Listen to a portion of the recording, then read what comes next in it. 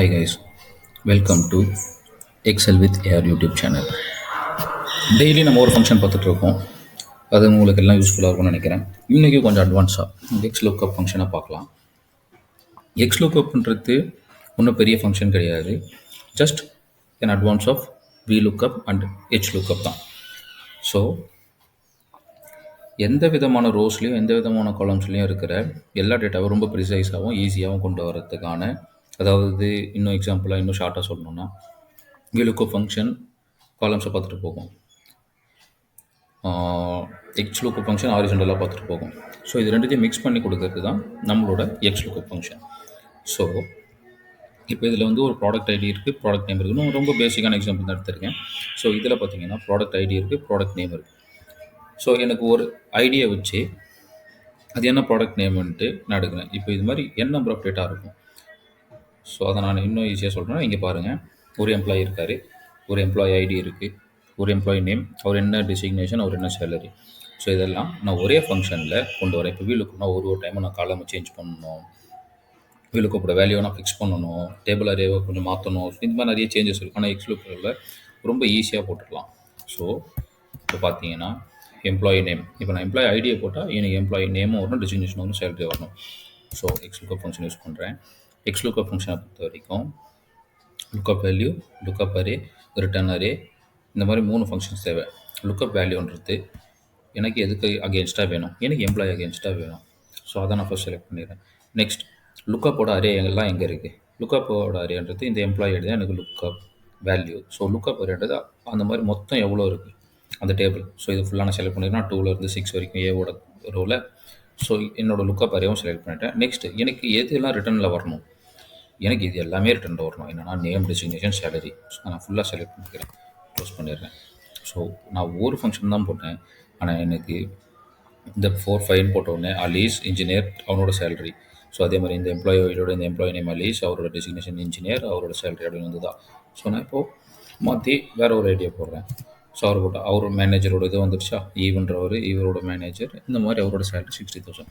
So இது போகிறது எவ்வளோ நாள் ஆச்சு. இப்போ வீலுக்கப்னா நான் ஒரு தடவையும் ஒரு ஃபங்க்ஷனை போட்டு அதோட ரோ, காலம், அதோட வேல்யூ, அதோட இண்டெக்ஸ் நம்பர் எல்லாத்தையும் நான் மென்ஷன் பண்ணணும்.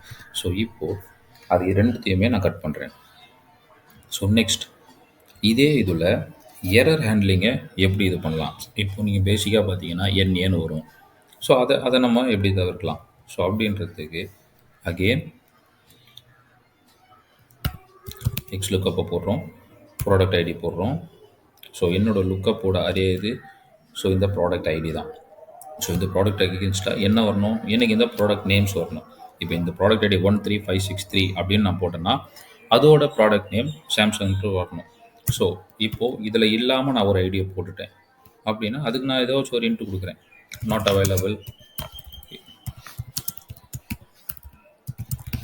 அவைலபிள் இன் எக்ஸல், இல்லைன்னா ஷீட், க்ளோஸ் பண்ணிடுறேன். ஸோ இப்போ எனக்கு சாம்சங் வந்துருச்சா. ஸோ இப்போ நான் 24353 போடுறேன். ஸோ ஓப்பன் வந்துருச்சா. ஸோ இப்போ நான் ரேண்டமாக 1 போடுறேன், நாட் அவைலபிள் ஷீட் வந்துருச்சா. ஸோ இந்த மாதிரி நம்மக்கிட்ட இல்லாத டேட்டா நான் போட்டால் அது என்னன்றதுக்கு பதில் நான் கொடுக்குற ஒரு வேல்யூ வரணும். ஒரு இஃப் நாட் ஃபவுண்ட்னா நான் கொடுக்குற ஒரு வேல்யூ வரணும். ஸோ இப்போ நான் இது பதில் எக்ஸல் வித் ஏஆர் அப்படின்னு நம்மளோட சேனல் நேமே போடலாம். ஸோ எது போட்டால் அது வரும். இப்போ நான் எது போட்டாலும் இப்போ இங்கே டேட்டாவில் எனக்கு இல்லை அப்படின்னா இல்லாத டேட்டா பதில் எக்ஸல் வித் ஏஆர் அப்படின்னு வரும். ஸோ பார்த்தீங்கன்னா இப்படி இருக்கா. ஸோ இது தான் இந்த எரர் ஹேண்ட்லிங்கை எப்படி ஹேண்டில் பண்ணுறது அப்படின்ட்டு. நெக்ஸ்ட் டைனமிக் ப்ரைஸிங்கை செக் பண்ணுவோம்.